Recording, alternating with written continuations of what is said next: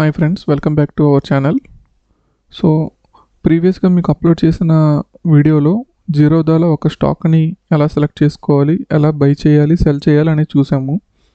But అదే వీడియోలో నేను స్టాప్ లాస్ గురించి చెప్పి ఆ వీడియో లాస్ట్లో స్టాప్ లాస్ ఎలా ప్లేస్ చేయాలనేది కూడా చెప్పాను. బట్ వీడియో ఎర్రర్ రావటం వల్ల చిన్నది రిమూవ్ చేశాను. సో ఇప్పుడు మీకు స్టాప్ లాస్ ఎలా పెట్టుకోవాలి, మనం ఒక ట్రేడ్లోకి ఎంటర్ అయ్యాక అనేది కూడా మీకు ఇప్పుడు చూపించేస్తాను సింపుల్గా. ఓకే, సో ఇక్కడ టాటా స్టీల్ అనే స్టాక్ సెలెక్ట్ చేసుకున్నాం అనుకోండి, చార్ట్ పెట్టుకున్నాము, టైం ఫ్రేమ్ 5 మినిట్స్లోనే ఉంచుతున్నాను. సో ఇక్కడ నుంచి stock in case up side move అవుతుంది అని చెప్పి మనం అనుకొని బై చేస్తున్నాం. ఓకే, సో మార్కెట్ ఆర్డర్లో పెట్టాను, బై చేశాను.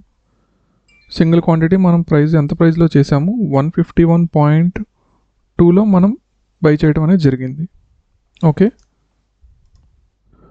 సో ఇప్పుడు ఆల్రెడీ మన పొజిషన్స్లోకి వెళ్ళి చూస్తే ఆల్రెడీ టాటా స్టీల్ ఒక సింగిల్ స్టాక్ అనేది రన్ అవుతుంది.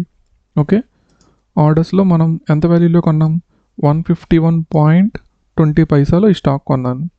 అంటే ఇక్కడ నేను ఏంటంటే టాటా స్టీల్ ఇక్కడ నుంచి స్టాక్ అనేది అప్ సైడ్ మూవ్ అవుతుంది అని చెప్పి అనుకొని అనాలిసిస్ చేసుకొని ఇక్కడ స్టాక్ పర్చేస్ చేయడం అనేది జరిగింది. ఓకే, ఇది 153, 154 అలా నేను ఒక 1:1, 1:2 టార్గెట్ పెట్టుకుంటే కనుక ఆ టార్గెట్ రీచ్ అయ్యాక నేను ఎగ్జిట్ అయిపోతాను. బట్ అలా అని చెప్పి ఈ పొజిషన్ ఎప్పుడు కూడా ఇలా ఓపెన్గా వదిలేయకూడదు. కంపల్సరీ మనం ఎప్పుడైనా కానీ ఆప్షన్స్లో కానీ స్టాక్స్లో కానీ ఏ ట్రేడ్ తీసుకున్నా కానీ మన రిస్క్ని మినిమైజ్ చేసుకోవాలి. చెప్పాను కదా, మనం 10,000తో ట్రేడ్ చేస్తున్నాము అని అంటే దాంట్లో ఒక సింగిల్ కాల్లో 200, 300 రిస్క్తోనే మనం అక్కడితో ఆపేయాలి. ఓకే, సో ఇక్కడ 151.20 నేను ఈ స్టాక్ పర్చేస్ చేశాను కాబట్టి నేను దీంట్లో ఒక 20 లేదా 30 స్టాప్ లాస్ పెట్టుకుంటాను. సో ఇన్ కేస్ మార్కెట్ నాకు ఫేవర్గా మూవ్ అవ్వకుండా, అంటే ఇక్కడ నుంచి అప్ సైడ్ మూవ్ అవ్వకుండా డౌన్ సైడ్కి వెళ్ళింది అనుకోండి, నేను హ్యూజ్ లాస్ అవ్వకుండా ఓన్లీ మినిమం లాస్తోనే నేను బయటకు వస్తాను అనమాట. ఓకే, ఇప్పుడు ఇక్కడ దీనికి స్టాప్ లాస్ ఎలా ప్లేస్ చేయాలనేది చూద్దాం. జస్ట్ ఇక్కడ ఉంది కదా, ఇప్పుడు ఆల్రెడీ చూసారు కదా, ఇక్కడ 151.03లో ట్రేడ్ అవుతుంది. ఓకే, ఇక్కడ ఎగ్జిట్ క్లిక్ చేశాను. ఓకే, ఇక్కడ స్టాప్ లాస్ ఆర్డర్ అనేది వచ్చింది. సో ఇక్కడ ఎస్ఎల్ అనేది ఉంది. ఇప్పుడు ఆల్రెడీ ఇక్కడ మార్కెట్లో ఉంది, ఇక్కడ నేను సెల్ కొట్టానంటే ఇప్పుడు ఏదైతే బెస్ట్ ప్రైస్ ఉందో ఆ బెస్ట్ ప్రైస్ అనేది సెల్ చేసేస్తుంది. అలా కాకుండా నేను ఇక్కడ ఎస్ఎల్ పెట్టుకుంటున్నాను. ఎస్ఎల్ ఇక్కడ ట్రిగ్గర్ ప్రైస్ అంతా ఇప్పుడు 151.04. ఇది ఈ ప్రైస్ ట్రిగ్గర్ అయ్యి నెక్స్ట్ ఏ ప్రైస్కి అయితే ఉందో ఆ ప్రైస్కి ఈ స్టాక్ అనేది సెల్ చేసేస్తుంది. ఓకే, సో ఇక్కడ నేను ఏం చేస్తున్నానంటే 151.01.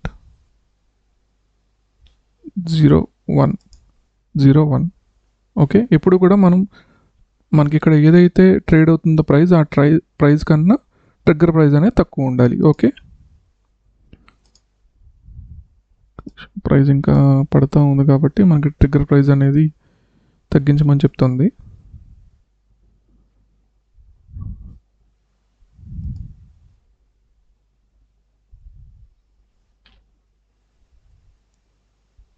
$150.5 పెడదాం.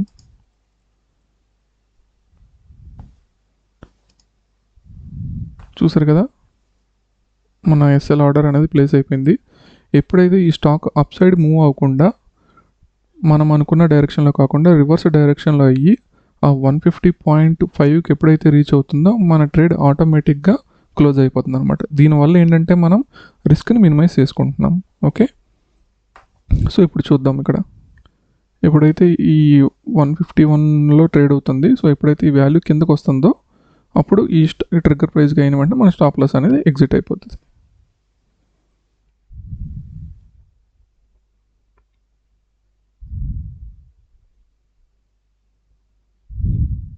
సో వీడియో లెంగ్త్ ఎక్కువ అయిపోతుంది కాబట్టి నేను ఈ ట్రిగ్గర్ ప్రైస్ని ఇంకా తగ్గించేస్తాను, సో దట్ స్టాప్ లాస్ అనేది వెంటనే ట్రిగ్గర్ అయ్యి ట్రేడ్ అనేది ఎగ్జిక్యూట్ అయిపోవడానికి ఛాన్సెస్ ఎక్కువ ఉంటుంది.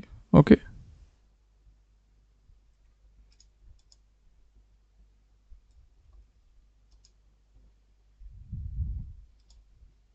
$151.00 పెట్టాను. చూసారు కదా ఫ్రెండ్స్, ఇప్పుడు ఆల్రెడీ ఉన్న ట్రిగ్గర్ ప్రైస్ని క్యాన్సిల్ చేసుకున్నాము. ఓకే, మనం ఎంతలో పర్చేస్ చేసాం, 1246కి 1246కి 151.2లో ఈ స్టాక్ అనేది పర్చేస్ చేశాను. ఇక్కడ నుంచి అప్ సైడ్ మూవ్ అవుతుందని చెప్పి నేను పర్చేస్ చేశాను. ఒకవేళ ఇన్ కేస్ మార్కెట్ రివర్స్ అయితే నేను మినిమం లాస్తో బయటకు వచ్చేయాలి కాబట్టి నేను 151కి ట్రిగ్గర్ ప్రైస్ అనేది స్టాప్ లాస్ అనేది పెట్టుకున్నాను. సో ఎప్పుడైతే 151.20 నుంచి పైకి వెళ్తూ ఉంటే okay, well and good. In case అది రివర్స్ అయ్యి నా స్టాప్ లాస్ కనుక ట్రిగ్గర్ అయితే మట్టుకి ఇమీడియట్గా ఆ పొజిషన్ అనేది స్క్వేర్ ఆఫ్ అయిపోతుంది. సో దీనివల్ల నాకు ఇక్కడ ఈ ఒక్క దాంట్లో లాస్ ఎంత, జస్ట్ 20 పైసానే. అలా కాకుండా నేను స్టాప్ లాస్ పెట్టుకోకుండా అలా వదిలేసి మార్కెట్ నేను అనుకున్నట్టే మూవ్ అవుతుందని చెప్పి భ్రమలో ఉన్నాను అంటే కనుక నా దగ్గర ఉన్న అమౌంట్ అంతా కూడా మొత్తం లాస్ అయిపోతాను. సో మీరు ఈవెన్ ఆప్షన్స్లో కానీ దేంట్లో అయినా కానీ మీరు ఎప్పుడు కూడా ఒక బై ఆర్డర్ లేదా సెల్ ఆర్డర్ అనేది ప్లేస్ చేశారు అని అంటే కనుక ఎట్ ది సేమ్ టైం ఆ ఆర్డర్ ఎగ్జిక్యూట్ అయిన వెంటనే స్టాప్ లాస్ ఆర్డర్ అనేది కూడా ప్లేస్ చేసుకోండి. దానివల్ల ఏంటంటే మన రిస్క్ అనేది చాలా మినిమం అవుతుంది. ఓకే.